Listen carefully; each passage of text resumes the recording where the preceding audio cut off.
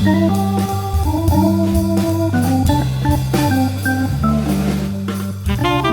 to the Musicians Creating Prosperity podcast, where you'll discover business, mindset, and leadership strategies to put your music business on autopilot. I'm your host, Dr. Fabiana Claure, pianist and former university professor turned seven-figure entrepreneur dedicated to empowering artists worldwide. Whether you're a seasoned musician or other creative entrepreneur, this podcast is your guide to financial, artistic, and lifestyle freedom. Let's dive in.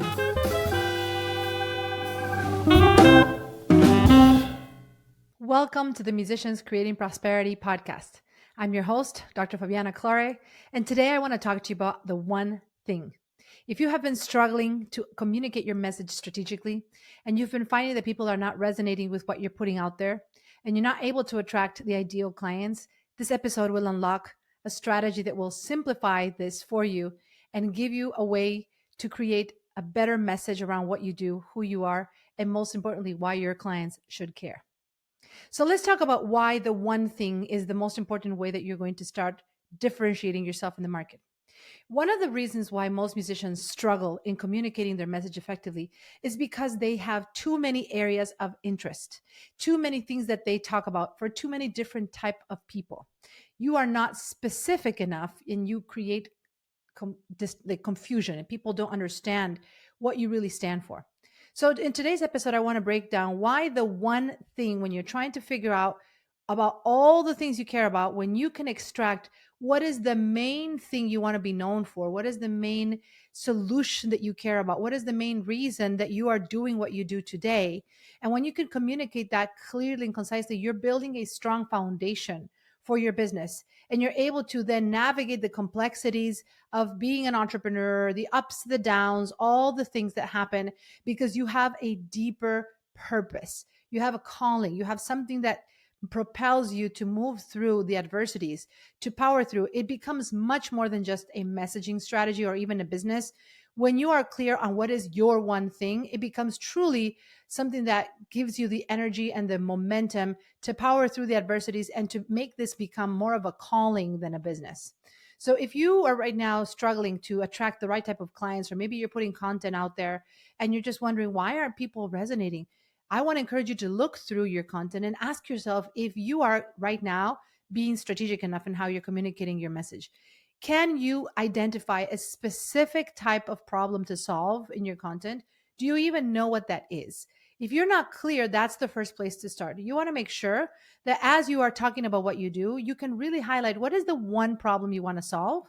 And there may be different ways that you're going to solve it, but there has to be clarity in the way you communicate it. And I'm going to share some examples about how I've done this and how it's evolved in my journey.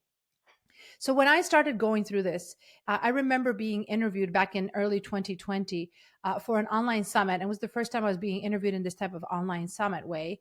And I was asked, hey, what's the one thing you want to talk about? Like, what is the one thing you would really want to bring to this summit and just share? What do you really care about? And then at that moment, I was a university professor teaching music students how to build their businesses. And I kept seeing lots of my students coming with their resumes, their bios, their content, their promotional materials. And they were just all over the place. They were just talking about themselves as a teacher on one side. Then they were talking about themselves as a performer on another side. Some of my clients would come in and not my clients, my students at the time would come in and they would have bios where they only spoke about themselves as a performer, for example. And they would say only like many of my singers, my voice students were just bringing their opera roles and their resumes. That's all you could read about what role they did in this opera, that opera. And I remember asking them, why don't you talk about all the other things that you do as a musician? Are you an educator? Do you do other types of styles of music? Like, what are the other things that you bring to the table in addition to what you do as an opera singer? And they would tell me, I've been told that if I talk about all the other things that I do, that it dilutes what I'm really specialist at. And so I should only talk about one thing, the way I do one thing. And at that time, for me, that really didn't make much sense because in my view, we are the collection of everything that we've done in our lives. All of our experiences have given us a unique lens and a unique perspective. And so to only talk about one area of our lives felt like a contradiction because what about everything else that we're interested in, right? So in a way, you may think up until this point that I'm contradicting myself with the theme of the podcast, but stay with me for a second. I want you to understand that at that time, what I discovered to be my one thing was the fact that when you package all of your skills into what I defined it as an umbrella, right? A musician's profit umbrella, then you actually have a better way of separating yourself and creating a different perception of value in what you do, because you're not just one more music teacher, one more piano teacher, one more singer. You have all these other elements of your identity that bring you to this moment in your life to create this type of program or service or whatever you're offering. So, in a way, by uniting all of your skills, you actually create a unified sense of identity that sets you apart and that makes you become a specialist at something. So, although we were talking about uniting your skills at the time and looking at the different things you're about interested in, it was about then using all of that to define how do all of these skills and experiences make you a specialist at this main thing, right? So, it's kind of taking a step back, seeing everything you do, and then uniting that as now all of this allows me to help people solve this one main problem or fix things in a specific way. So in a way, it's about taking a step back, looking at everything, and then from there, consolidating them into a unified sense of identity and defining what that one thing was. So back then for me, my one thing that I was passionate about and talking about a lot in my content was about helping artists see themselves as a collection of their experiences. And then from there, distinguishing what is the one thing they want to be known for as a result of everything they've done. How do these collection of knowledge, of experiences and lessons create them an authority, make them become an authority in something specific in the industry, right?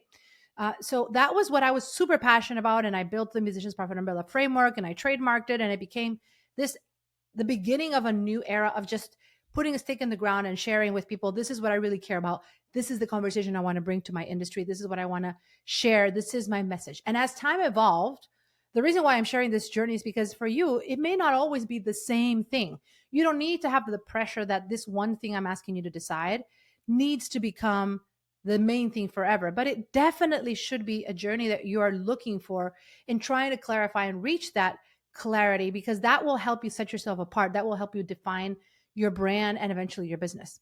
So in that time, as I continued working and developing my own program and helping musicians consolidate their skills and build their umbrellas, little by little, I started realizing that when the pandemic happened and the shift between having to teach in person and forcing to teach online, so many music teachers were shifting from doing one-on-one lessons in person to teaching one-on-one lessons online. No longer did it become just about the one thing around branding, but now it became more around how do we use this one thing to disrupt the model for musicians altogether, meaning not have to continue working in a way where you're trading your time for money, teaching one-to-one lessons or depending on gigging income, but instead in the process of turning into the online space, reinventing your model, reinventing your business so that you're not having to create a model that is just still trading your time, even though you're doing it online. So it evolved from let's package your skills, let's build everything under an umbrella, let's position yourself strategically, let's be more careful and savvy in how we brand ourselves as artists to, by the way, let's use this new brand, this new clarity to build a program that would allow us to monetize our knowledge instead of our time and not have to be trading time for money anymore. So over time, and especially in the last 2 or 3 years, my one thing has evolved from a branding startup to now a model revolution, really a reinvention of the model for musicians altogether, where now whether you work in person or online, it doesn't matter. It's about changing the way you work so that you don't have to continue feeling trapped and having limited income opportunities and giving more of your time away every time you try to create more income. You follow me?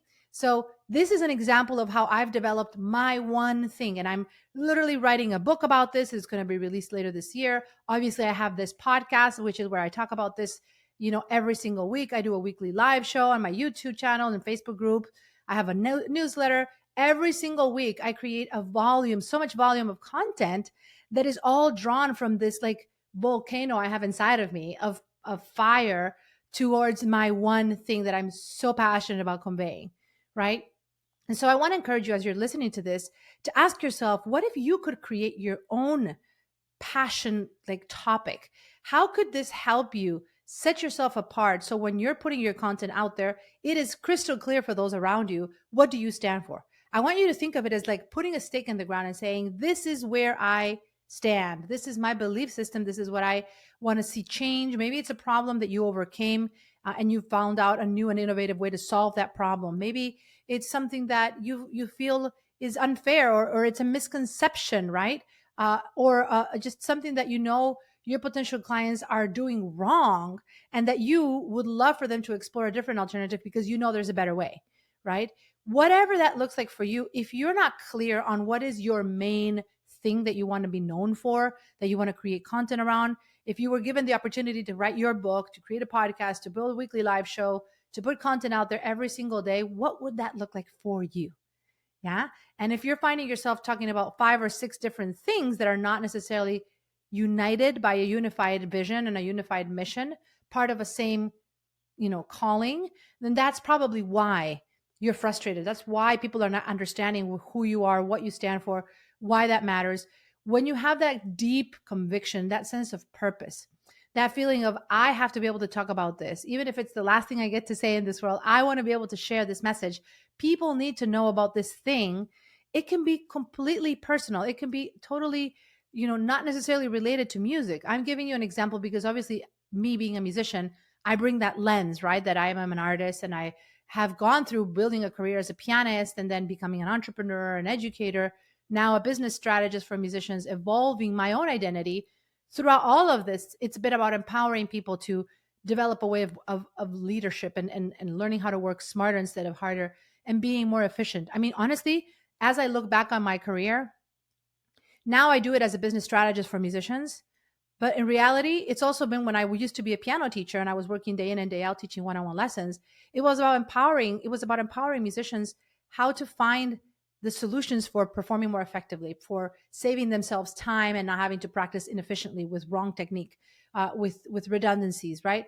So in many ways, as I look back, my passion for helping people just become more strategic, more efficient, work smarter, not harder, hasn't really changed. Whether I was doing it in the context of a musician, a piano teacher, a university educator at the time, or now in the context of being a pianist and a strategist that works online with people around the world, I'm still very much committed to efficiency, to being able to work smarter, not harder, and to feel empowered towards what's possible for you in your life and to take action on it.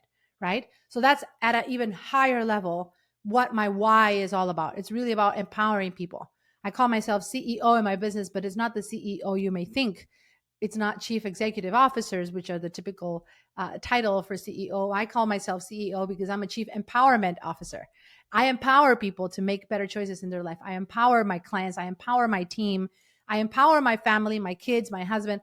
I empower people to take action that otherwise would feel uncomfortable, and that they may not take unless they come into my world. Even in this podcast, my goal is to empower musicians to what? To create prosperity, to feel aligned and to go after their dreams because it's possible. I see this happen every single day in the work I do with our clients, the work I've done in my life. And this is why I come to you to share this message of possibility. But there has to be a strategy to get there. And we're talking a lot about these different strategies in many of the episodes in this podcast. And today I want to bring it back to the one thing. If you are unclear of what the one thing is, then reach out to me. Obviously, I'd be happy to help you brainstorm and explore perhaps what are those gaps that you're missing in your business. You can definitely connect. There's a link to book a call with me below in the show notes here. So there's always that option. But above all, I want to encourage you to feel that if you're not happy with the way people are responding to your content and you're seeing that you're putting a lot of effort into creating content and building this and building that, and you're just wondering, why are people not responding? What's going on? You have to think of it as a radio frequency, like a radio signal. If your signal is scratchy and like diluted, then you're not going to get the results that you want. And it's not because people don't value you. It's not because people don't appreciate you. It's because you are just not being clear and efficient in the messaging you're putting out into the world. You're not being intentional. You don't know yourself what you really stand for and what matters to you. So if you don't have that clarity, people cannot have that clarity either. It's a law of cause and effect. So hopefully in this episode, you have some strategies on how to look for perhaps what is the thing that you've had to overcome in your life? What is the thing that maybe people have been reaching out to you for help in the past and asking you, hey, can you help me do this? And you've been just doing it automatically. Maybe it's been a very informal response that you've done with people where they ask you for questions, they ask you for advice, and you don't even realize that that's something you could actually monetize. That could be your superpower. In fact, I would argue that the things that come most naturally to you, the things that you're just like, yeah, I can just help you with this. It's not a problem. It's just about this, that you just do with your eyes closed. Those are the things that you can actually turn into your one thing because you're good at it, because you know it, you have that experience, and now more people need that. But you're not going to be efficient or effective in putting it out there unless you know that this is your one thing that you stand for, that you want to improve, that it's for a specific type of client and you're able to fix it in a specific type of way. Okay. I hope this helps. Start thinking about what is your one thing. Let me know, reach out. I'll be happy to connect with you. And I look forward to our next episode. What else would you like for me to share about? I love hearing from you. Let me know what other podcast episodes would be helpful for you to continue building and growing based on that clarity that hopefully you're going to look for if you don't have it. And if you do have it, you're going to explore how you can communicate it more efficiently starting today. Thank you for listening, and let's prosper together.